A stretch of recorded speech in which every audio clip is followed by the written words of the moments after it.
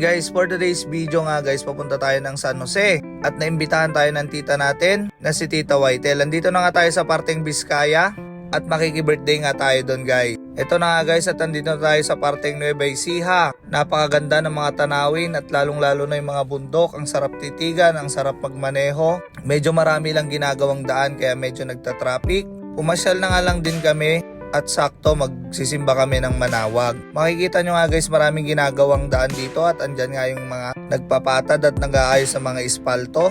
Saglitan lang din yung mga traffic, kaso mabagal talaga. At napakadaming biyahero, lalong-lalo na yung mga truck na kasabay namin. Kaya para hindi ka maboring, tignan mo na lang kung gaano kaganda yung mga view dito sa mga bundok-bundok na yan. Napakaganda talaga dito. Parteng Nueva Ecija na yan guys, napakaganda talaga. Ito nga yung napakasarap daan-daanan pag galing ka ng Isabela at papunta ka ng Manila. Medyo maganda nga ang panahon at hindi naman umuulan.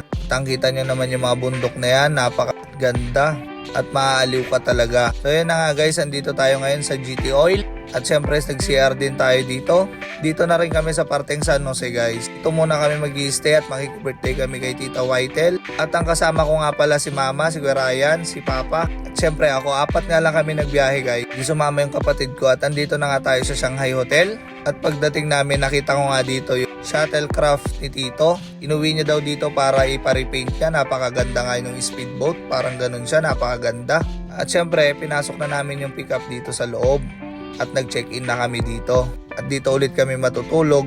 Kasi pagkatapos namin maki-birthday ay magsisimba naman kami ng Manawag. Kaya na nga guys, andyan si Tita Pia at si Tita Whitel. Ayan, happy birthday kay Tita. May bigay kaming. Yun nga pala, naisipan namin regalo sa kanya dahil paborito niya ng baka. Wala daw siyang mabilan na magagandang baka doon. At fresh. Kaya nga yung tita ko, tawa ng tawa. At binibidyoan ko, nag-happy birthday ako sa kanya at masayang masaya naman siya. At kahit papano nakapunta kami sa birthday niya. Ayan na nga guys, naka-check-in na yung pickup ko at pina-cool down ko muna. Isa nga sa diskarte guys, is pa-cool down ninyo muna yung sasakyan nyo. Tumakbo nga ako ng 189 kilometers Isabela to San Jose para hindi masira yung turbo nyo. Kahit 30 minutes lang pa-cool down ninyo muna, patayin nyo yung aircon. Pagpahingayin nyo muna bago nyo patayin. Mahirap na, medyo mahal ang turbo. Kaya na nga guys, andito yung fish pan nila na maliit. Sa tabi lang ng bahay nila tita, sa likod ng hotel nila. Ayan, napakaganda dito. At kaso maliliit pa yung mga isda. At andito nga rin pala yung mga alaga nilang mga lovebirds, napakaganda nga. At saka yung mga ibon nilang ganito, napakaganda talaga dito sa likod. At ang dami nilang alaga.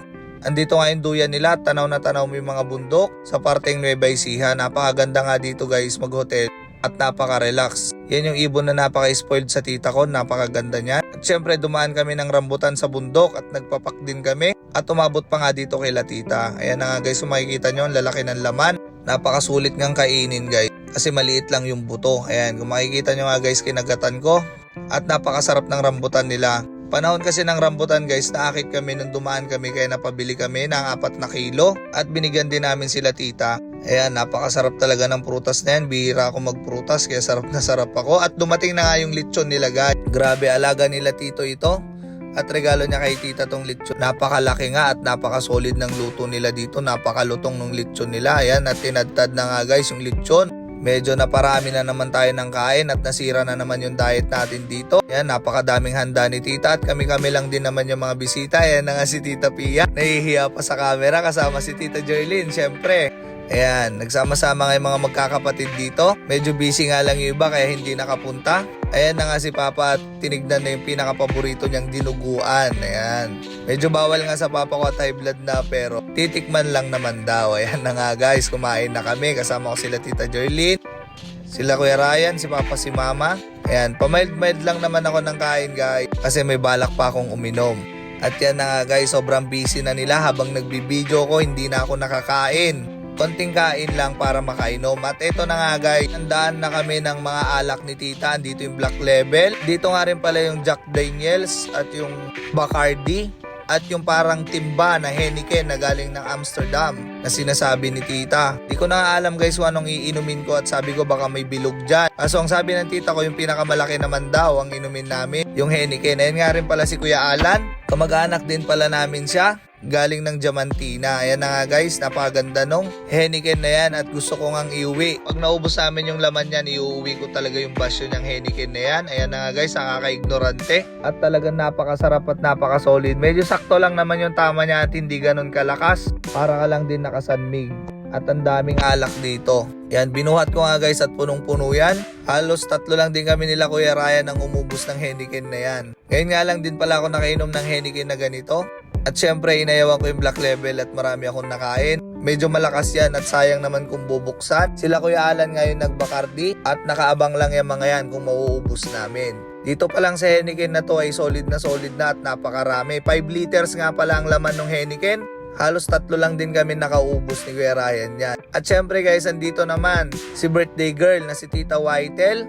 Yung tita kong maganda at maganda pa ang pangalan niya, Tita Ganda. Ayan na nga guys at kumanta na kami ng happy birthday.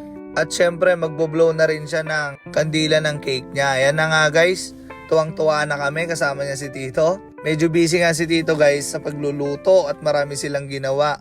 Ayan na nga yung cake ni Tita at nagsikantahan na kami at tuloy-tuloy na ang kasiyahan. More birthdays to come Tita at sana lagi kang malakas. Wish ko lagi ka sanang maging masaya. Ayan na at napakaganda nga ng tita ko na yan at napakabibo. Sumasayaw pa, tuwang-tuwa nga kami guys. At kahit kami-kami lang. Yan nga pala yung tita kong napaka-close ko. Ayan, napakagaling sumayaw. Happy birthday ulit sa'yo Tita. At syempre nag-blow na siya ng candle niya. At syempre nag-wish siya. Happy birthday ulit Tita. So yun guys, hanggang dito na lang ating video. Maraming salamat sa lahat ng manonood.